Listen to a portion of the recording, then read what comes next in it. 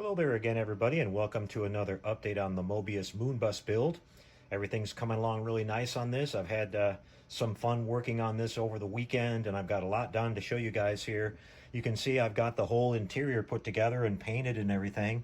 This is a really cool kit, you guys. The more I'm working on this, the more I'm really enjoying it. It's a really nice little model, and you can see what I did here is you get 10 figures with this kit, and I decided to just use 5 because that's what we had in the scene from 2001: A Space Odyssey. You had Dr. Floyd there, and you had his assistant, and you had the crew member bringing back the food kit in the little scene where he's looking at the documents that they have on the monolith site, and they're about ready to get there, and they're just kind of talking about it. But you know, people talk about the detail being off on the interior of this kit, and you know, it's not too bad comparing it to what I'm seeing in the movie.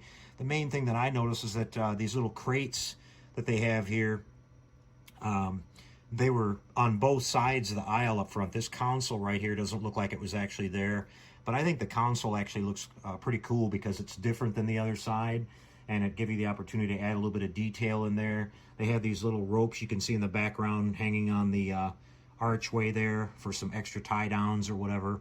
And we got our 2 little pilot guys up in front. What I did is the co-pilot's supposed to be holding on to this little thing right here, but I switched that and put that on Dr. Floyd instead because he was looking at those little, you know, documents when the guy was walking up to him or whatever. So we kind of just try to recreate that little scene there, and we just had the pilots. One pilot here is reaching up towards the instrument panel, and you'll see that here in just a second when I mock this up and put it together and show you all the lighting and everything. But this is working out really good. Now this little strip of LED tape that you see right here is actually not going to be used. I'm going to actually take that back out. I had put that in to light up the bottom of the instrument panel, but what it did is it made too much white light in there, and it just washed out my red lighting from above, so I decided not to go with that, and I'll just remove that and paint back over it. You can see I've got the red LED strip there at the top, which is going to give the cockpit lighting, and it looks really good.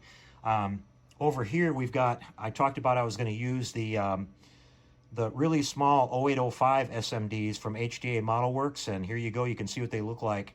Now, in the movie, and somebody pointed it out, that the passenger compartment lighting, when you look at the external views of the model flying by, it looks like it's got like sort of a blue tint to it. I think that's a result of the what they did is they rear projected the moving images into the model to make it look like there were real people in there, and I think that blue is like part of that process. But it actually looks really good, and as you'll see in a second here, it really makes the interior here, it actually kind of really highlights the details, and it looks really sharp. So I replicated that. Now this is just some regular white, and I took and dabbed over that each bulb there with a little bit of Tamiya transparent blue, and I did 1 or 2 coats on that to get it just right. Using regular blue LEDs made it look too blue, like, you know, way too dark and way too powerful of a blue. I want it to be more of a subtle blue. So just a little thin coat of Tamiya blue over the top of that lens there made that work out just perfect, as you'll see in a second here.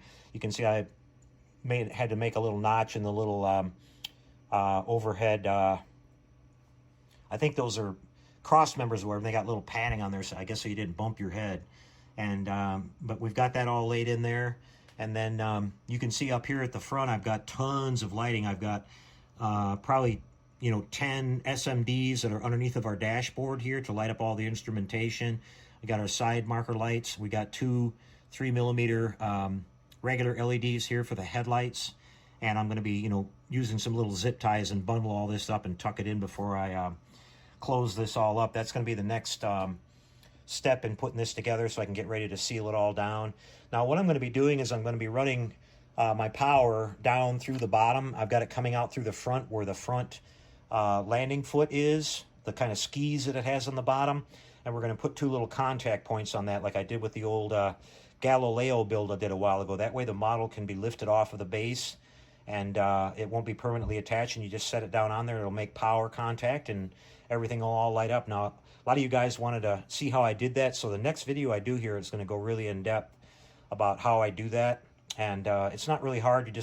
I'm going to use a couple pieces of photo etch and solder some wire to it, make some flat little contact points on the bottom of the foot, run the wires up and meet them on the inside of the model, and that'll be all there is to it. Over here, these are the little thruster pods that go on the sides. Now, curiously enough, I noticed when I started looking and researching this model, they didn't include the forward ones here that face forward, that you can see are clearly there on the studio model.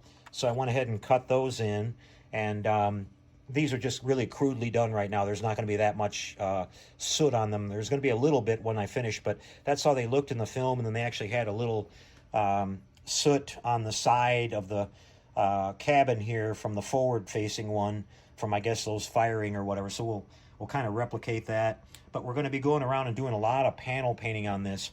Unfortunately, there's not a lot of reference pictures out there of the studio model because Stanley Kubrick, believe it or not, ordered that all the models were destroyed at the end of filming. He didn't want those used in any other movies or cannibalized for anything else. I think they kind of stashed away a couple of them on him, and because I think the Ares survived and maybe one or two others, but this model, the Orion Clipper, and a bunch of the other ones were all destroyed afterwards, or at least we think they were. They've never surfaced anywhere, so there's not a lot of reference pictures out there, but I was able to, grab a couple of screen grabs from the film. You only see this model for, maybe a minute or two in the movie, but I was able to get a look at some of the different shading of paneling that's on it, and I think I've got a pretty good idea of what the flavor of it was, the general motif of it, so I'm just going to try to replicate that across the model. We got a bunch of little faint, off-white and gray paneling that goes on the model in different spots. So that shouldn't be too hard to do, but we'll get all this put together and blend it in, and it'll all look really nice. Then we'll work on the base. Now, the color that I painted the hull is this Delta Ceramcoat Magnolia White, and this is a really nice color. I found it the other day when I went and looked. I'll show you the top of it here really quick. It's a nice off-white, almost a grayish white, not totally, like I said, you don't want to paint your models a really stark white because it's just going to look weird, but it gives a nice highlight on all these little panels and everything here, and I'm going to be going back and, blending all this in once we get the model all glued together and everything and doing my touch-ups. I got a little bit of seam work to do and all that, but it shouldn't be too bad, and, it's coming along really nice. We'll do a lot of weathering on it. It looks like the bottom half of the model they had weathered up pretty good because it was getting like all the dirt and dust on it from landing and all that stuff. So we're going to try to replicate all that. So yeah, she's coming along really good, you guys. Really happy with everything so far. All my lighting's working out good. Just a lot of tedious work wiring everything up and planning everything out. But what I'll do is cut real quick here and come back and we'll show you how the lighting looks on it. And then we'll move on from there, you guys. I'll be right back.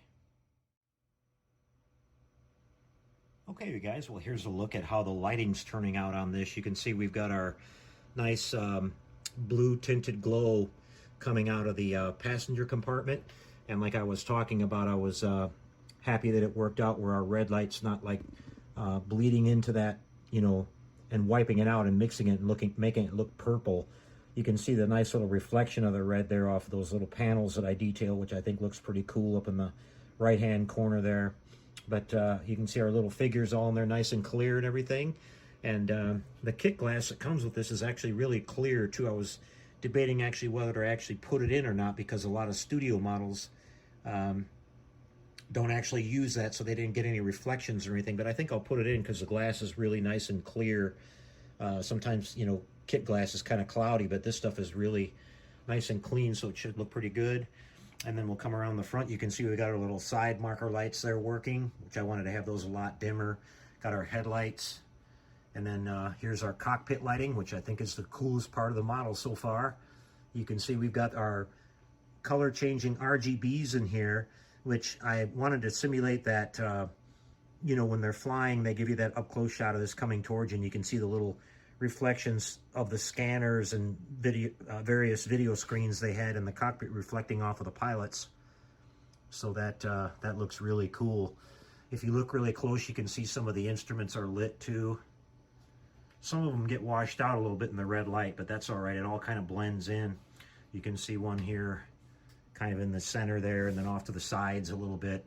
I didn't want to make that look too busy either at this small of a scale. But that's coming out really good. And I've still got a lot of, you know, you can see I got a lot of paint cleanup to do here around the edges and stuff like that, but we'll get this all looking real spiffy by the next time you see it. What I'm going to be working on between now and then is I'm going to get this all sealed down, get rid of all these little gaps here. The nice part about this is that you get these little strips that go along here that cover up these seams too, so that'll all get taken care of by itself. And then we'll work on the landing feet, and we're going to be showing you how we run the wires through that. I'm going to have two little contact points on the front landing feet there to tie in with our base, so when the model sits down on it, it will make contact. I think that's the best way to go with this. That way the model's not permanently locked down onto the base. If I ever want to do something different with it, I can do that later on. But yeah, it's all working out really good, you guys. It's coming along nicely. We're going to have a lot of fun doing all of our little paint work on here, some weathering, and some panel detail and all that. I think this will really start to pop. And then we're going to work on the base. I'm going to be running over to Hobby Lobby sometime this week and grab everything I need for that. So I hope you enjoyed the update here, guys. It's coming along really well. Having a lot of fun with this build. We'll catch up to you in another couple more days with some more on our moon bus. Take care out there, everybody, and happy modeling.